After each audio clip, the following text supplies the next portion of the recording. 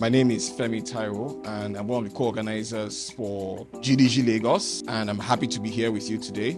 We're putting this event together because it's a reason to have some of these conversations, even as Nigeria, the ecosystem within the region, begins to expand and mature. One of the biggest challenge and how everybody has perceived the market is I want to build. But I don't think people that really built the great platform today, the likes of Airbnb and the rest, they are not building based on isolation. So we need to start thinking from how do I operate first? What kind of proof of concept or demos do large organizations like yours expect before committing to a long-term partnership with smaller tech providers? We really want you to have the product before meeting us. Get to the stage of scaling. And what I mean by scaling is that you already have a product, you've tested it. When you need scaling and you meet large organizations, so that you really do not get frustrated. How do you foster innovations within the constraints of regulatory compliance when it comes to the financial sector? I think the first one is to adopt a mindset that, regulations are guardrails, they're not roadblocks. I think it's important that your engineers, your product people, everyone in the team is at least familiar with the regulations, because then that impacts, kind of product decisions that you make, right? I thought it was a really good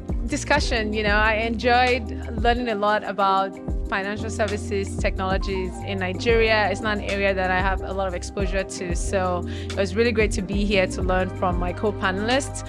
And I thought the moderator had really good questions about technology and innovation and risk assessment in finance, so happy to share my experience about that.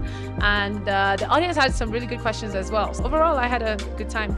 I would like to thank the GDG for partnering with Sebit. This actually means a lot, and this aligns with the vision and the direction where Sebit is trying to go.